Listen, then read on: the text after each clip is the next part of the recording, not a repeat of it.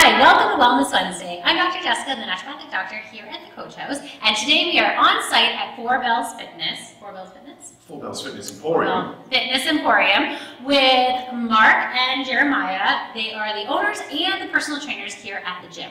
So today we're going to be wrapping up our little series on New Year's resolutions, and we are joined with them to show us some proper form when we're doing some of those at-home exercises that many of you may have started. So we'll start by telling us a little bit about how you started, how long have you been open. Tell us about the gym. Okay, well the gym's been open since the beginning of June last year. It is basically a brainchild of not only mine but Jeremiah's as well, and basically kind of combining all the things that we really like about fitness and bringing them all into one spot. So in terms of what we do here, we really have two products. We have personal training, so one-on-one focus between us and that individual and their specific goals, and then we have small group fitness where we have a maximum of 6 people in each class. We basically have a set class that day and you run through that depending on what your membership structure is. So you both worked at other gyms before, but you, like you were saying just earlier, that you wanted to do this because you like that more intimate one-on-one or small group environment. Exactly. I mean, I'm sure Jeremiah feels the same, but the reason why I do this job is because it sounds cheesy. It does sound cheesy every time.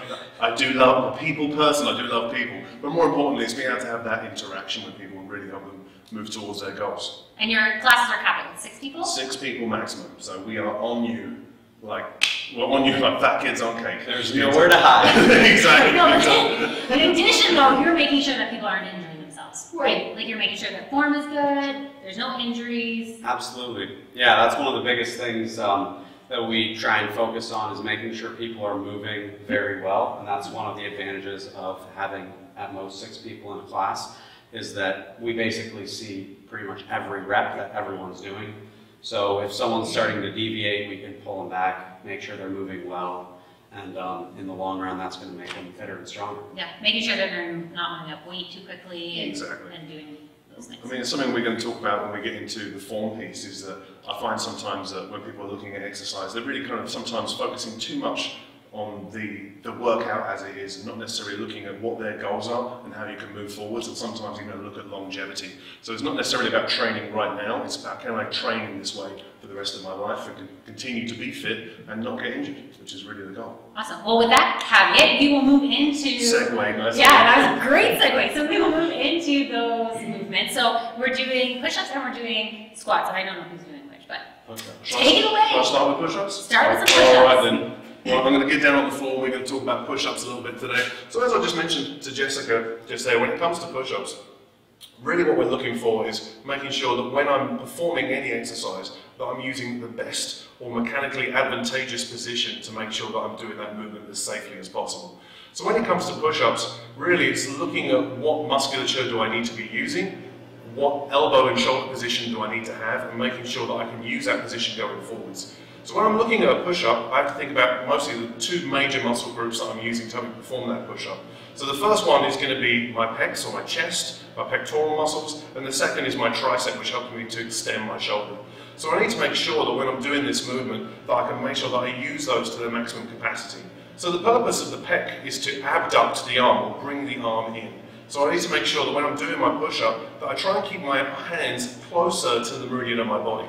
From that, I mean, if I just push my hand forwards, and you can join me if you feel like push your hands forwards, like I'm trying to palm someone in the face, I can feel that my chest is engaged. The further my hand comes away from the center of my body, all of a sudden there's no chest being engaged, and all of a sudden all that stress now comes onto the front of the shoulder.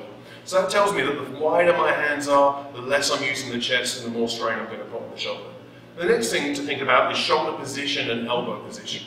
So if we're looking at something like martial arts, in Brazilian Jiu-Jitsu, they have a submission move called the Kimura. In the Kimura, I basically take your arm, I internally rotate it, and I make you tap out. The reason for that is because that position of internal rotation is very weak for the shoulder. And that's exactly the same as if you haven't played with your friends, you hold someone's hand behind their back, they can't do anything to get out of that position. And that same rule applies when I'm in a push-up. This is not too far removed from doing a push-up with my elbows flared. So I want to make sure that when I'm doing a push-up, my shoulder is in a position of external rotation, so that way I can have a nice powerful position for my shoulder. So when we're looking at doing a push-up on the floor, ideally I want to have my hands directly below my shoulders, front of the shoulder in line with the knuckle, little finger on the outside of the shoulder. And I'm trying to actively corkscrew the pit of my elbow so that it points forwards. From here, I'm going to come into my plank, legs should be squeezed together, glutes squeezed, abs nice and tight, and I'm going to actively pull myself down to the floor. Chest should be maybe a ½ inch from the floor, and from there, I drive back up to extension. So I should be coming down, hugging the elbows against the rib cage the entire time. So usually when I do that with people, they come in and maybe they've got some different styles of push-ups they've tried at other gyms. It usually starts with me removing all of their push-ups and they hate me pretty quickly. That's usually how it goes. So how do I make people love me again? And the answer is progression. So the easiest way I say is that when it comes to push-ups, if you have stairs in your house, there is no excuse to be bad at push-ups ever. The only problem is you and your attitude towards push-ups. So we need to make sure that we are making a way for us to progress at our push-ups. So if you have stairs, if you don't have stairs, people say to me, I live in an apartment, then if you've got a kitchen counter, ottoman, sofa, something you can put your hands on, you can get better at push-ups. So let's imagine that this box is maybe 4 stairs from the bottom of my stairs. All I'm going to do is have that same position. So shoulder width, just the edge of my palm on the edge of the stair or the edge of the box. I'm going to pull myself down, chest to the box, and from there push back up. So from here, all I would do is if you wanted to, you could say every single time I go up the stairs, I'm going to do 5 push-ups. Initially, your family will say, what are you doing? The answer, of course, is I'm being better than you. And then from there, you just move on with your life.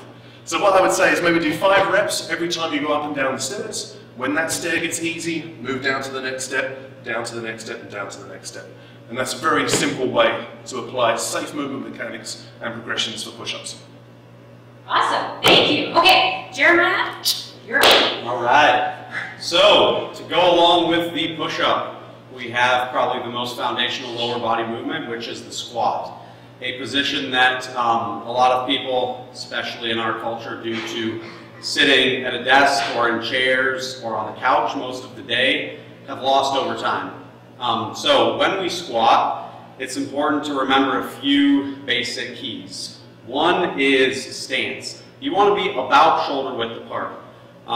From there, you want to really focus on keeping the weight in your heels. So as you descend, you want to first send your hips and butt back. As soon as that happens, I like to think about corkscrewing my feet out. So similar to how Mark was talking about with the push-up, we want to make sure not only our knees, but our hips are also tracking in line with our feet. So as soon as you unlock your knees, an easy cue to think about is move your big toe to where your pinky toe exists in your shoes. Your feet aren't actually going to move, but think about doing that. Butt back, twist that ground away, try and keep your chest nice and tall. You're going to descend and then come back up. Now, a lot of people don't necessarily have the mobility for a full range of motion squat right away.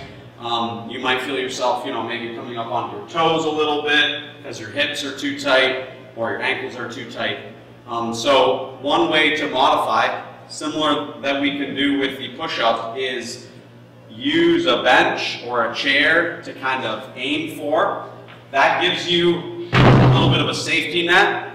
From here you can save mechanics, squat down, touch the box, come back up. Now you're not sitting on the box, having a casual chat with someone and then standing back up. Try to remain active in that position with the goal over time being to get rid of the box. Another thing that can be really helpful is actually just sitting in the bottom of the squat. It's something that in a lot of other cultures people naturally do. You see those videos of the 95-year-old Asian grandmother just hanging out down here, having some tea, having a chat with her friends. Something that most adults can't do anymore. So one way to do that is if you have a kettlebell or really anything to hold, it can be a door frame, it can be anything, you hold that weight out in front of you to keep you from what most people will do, which is fall backwards. So you're just holding this position, hanging out, getting your ankles, knees, and hips a little loose. It also provides a nice passive stretch on the low back. Now, for workouts at home, after you're able to do a nice, good squat where your knees are not caving in, right? You're making sure you're torquing those knees out, keeping your chest up. You can start adding some load. Easy way to do that is if you have dumbbells, a kettlebell, load up the backpack with some cans. And you're going to pick that up, try and hold it nice and close to your chest, and do the exact same range of motion on that squat. Down, up, down and up. Push-ups and squats. Yeah, buddy. Oh, that was awesome. Thank you guys. So a big thank you to Four Bells for joining us. That was fantastic. We will be back in 2 weeks. Thanks for watching. We'll have some more information about Four Bells posted with this video as well.